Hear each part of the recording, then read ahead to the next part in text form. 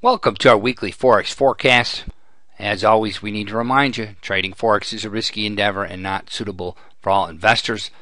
My name is Jay Norris. I've written a couple of books on trading which were published by McGraw-Hill and which serve as the textbooks for our courses. And I'm also the Director of Education at Trading University. We're going to start out with the Australian dollar. Here's your daily chart, and you can see how this guy's aligned.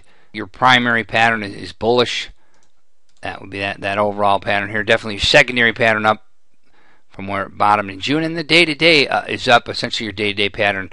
Day-to-day is generally a week to a month or so. So you can see basically September overall has a pretty bullish formation to it. You know, your patterns are aligned nicely here. They're bullish. On the other hand, when I look back what this market's done and where it's been the last couple of years, you can see overall it has a sideways bend to it. Now, that's bullish if you pan out to a weekly, and you can see, well, it's sideways after a pretty good rally. So overall, it's a bullish chart. You're back to the daily. But, you know, for now, it has a somewhat limited upside. I think you're seeing in a lot of these markets, they're starting to get comfortable in overall sideways trade, which we would probably deem normal compared to the trade we've seen over the last decade or so. Coming down to a 4-hour chart, you can see it also. You're starting to normalize. You're seeing limited downside and limited upside also, though. So you're seeing more sideways trade. So I think that may be a pattern, a trend going forward for us.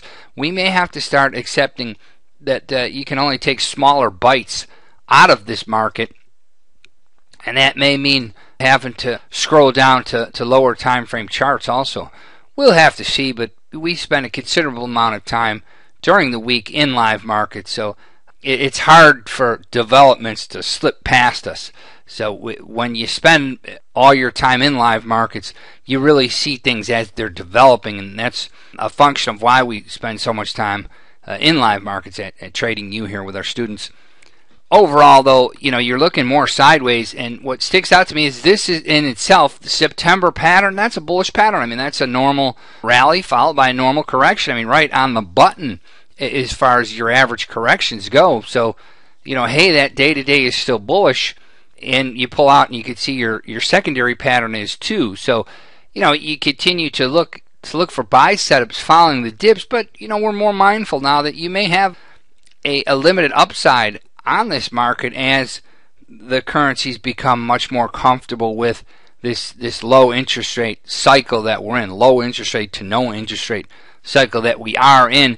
It should lead to smaller ranges for asset class market. Next market, the Euro US dollar. Interesting chart in the Euro also. What's very obvious is that long-term primary pattern is down. The primary pattern, 9 months to several years. We always say as a rule of thumb, pull up a year's worth of data and that primary pattern should pop out at you.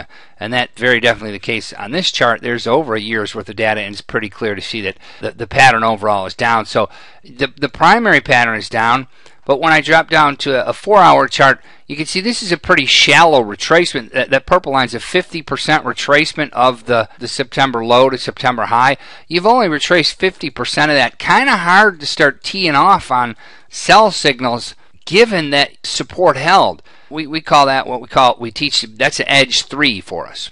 That's an edge 3 for us where the market, you get a double or triple bottom on the zone like that. And in this case, it's on top of the zone. You didn't even get into that particular buy zone on top of it. So overall, you know, I'd have to say that the euro gets high grades for strength into September despite that primary pattern being down. So it's another one where, you know, it's a market that it may start to becoming more comfortable here in this low interest environment that the central banks have created for us to try to keep things all together economically. So it's another one where we may have to get used to smaller ranges now.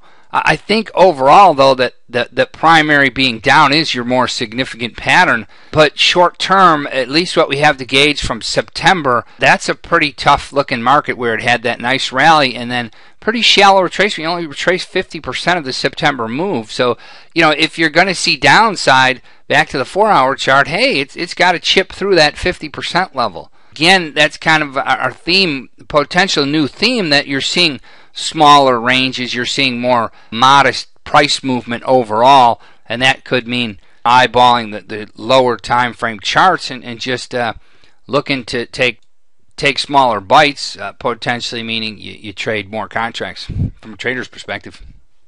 Next market, the pound. End of the quarter, end of a new month. I have to give the pound high grades for both its monthly performance and its quarterly performance. The monthly performance, that would be essentially our day-to-day pattern, which is a reflection of day-to-day news. Day-to-day is about a week to a month or so, roughly. So if you look at the last month's trade here, and we take that low to high, you could see that this market's pretty tough. It hasn't even retraced 50%. That purple line's the 50%. Let's move that guy up there, and we'll put that there. You have a 382 retracement. You didn't even retrace 50%. So very, very, very tough market overall. The pound. We were hoping you get a bigger retracement, but if you can get a retracement in this area, that's really going to take on added significance. Now you look at the quarter. You look at the pattern on the quarterly chart. Very bullish. We're taking the low of the quarter to the high of the quarter, and boy, that is tough, isn't it? Here, let's adjust these lines up.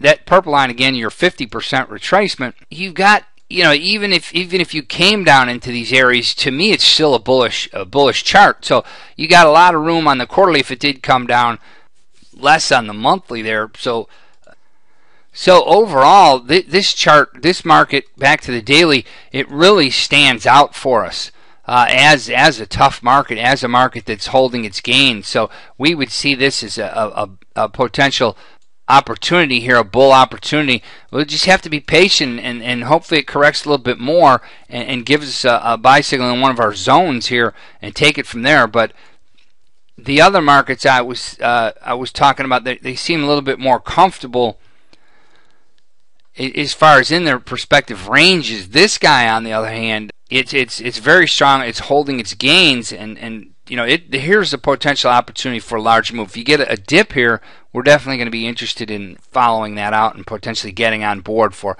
higher prices. Still, if you look at the weekly chart, you can clearly see that, hey, there's some room up above. I mean, even the 09 high up at 170.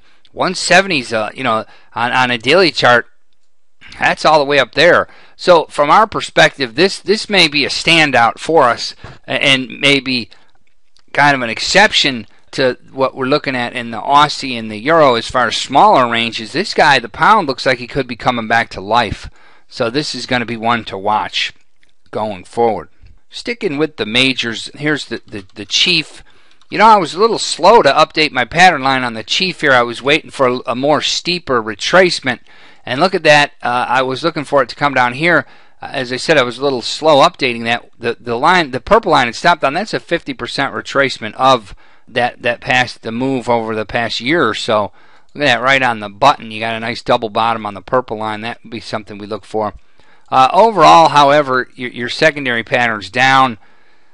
I think I may have said this before in analyzing the Chief. I said there's a lot of room on either side for this guy. There really is, and I think that's still the case now. Although you probably have somewhat of a limited upside here, and overall you probably will see some more downside. But the Chief is right there with the Euro, and I think also the Aussie. As far as these are markets that they're getting pretty comfortable. You're seeing smaller ranges. The volatility is definitely coming out of these markets, and it may, we may be in for smaller ranges, and this market may be getting more comfortable with a sideways bend to it. I know it's been a pretty good rally now, but I look at it realistically, and you could see, hey, maybe 88 to 88 below, and maybe 96 on the upside. It would be a realistic range for this guy going forward. We'll have to see. The last currency we'll cover, dollar yen. The dollar yen continues to base here. You have just massive long positions in the currencies. If you go to Owanda's blog, and they show you the percentage, they break it down per currency pair, what their positioning is, and a full 82% of the biggest forex broker out there, a full 82% of their clients that are in the yen are long dollar yen. So you have massive long positions in dollar yen here, as the world just believes, hey, you're finally coming to a base here. and it's kind of hard to argue with that. So it's one where we'll have to wait and see. The bottom line is that you're put in this massive base, and it is a higher low to the base that we saw built in 2011. So 2012, you got to come in. If you look at the long-term charts, you see that you have a higher low, and the only way to look at that is a potential positive eventually for dollar yen. Let's wrap it up with the U.S. stock market. This is your alpha market, extremely influential market. Boy, what can you say? Very, very tough market. You see the bull market there. If I pull back out to a weekly, you can see overall that this has been going on since the beginning of QE1 at the beginning of the U.S. President Obama's term. And, not a bad-looking rally, right? On the other hand, you are starting to see smaller ranges here. Stock indices a very different animal than a currency for sure. You'll have more upside in a stock and see likewise more downside too than you would in a global currency. But overall, coming up on a pretty significant level there, that happens to be a GAN 875 level, and that's also the level where you had that the sell signal, your first sell signal following that big head and shoulder top in the U.S. stock market back in 07. And that right where that signal went off is that same level right there. Markets definitely have memories. The market will remember that level. It also happens to be a GAN 875 level.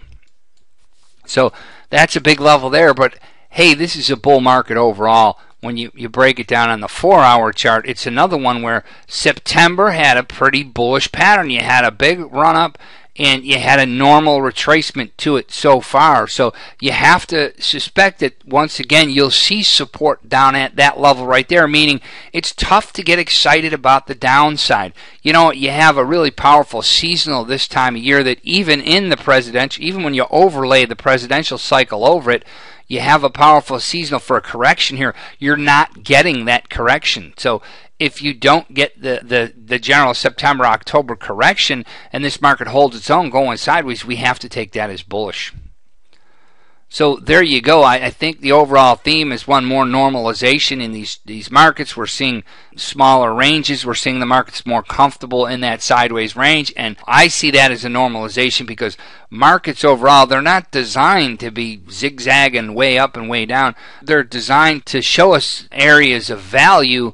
And ideally, when they're working right, they generally have modest ranges. You don't have these big monster moves that we saw over the last 10 years. So we could be seeing the markets normalizing. I think they're much more comfortable with this low interest rate to no interest rate environment and overall, it's just common sense that if interest rates are very, very low, that's going to mean that currency prices are pretty subdued too. So, hey, stay tuned. Thank you so much for coming and seeing what we're doing. If you want to know more about what we're doing, go to our website at trading-u.com. You can click on education and you can see some of the freebies that we have available there. You can go in, sign up for our live market analysis session, and you could see some of the archives of how we analyze markets on an intraday basis in live markets. Hey, thank you so much, and we'll catch you next time.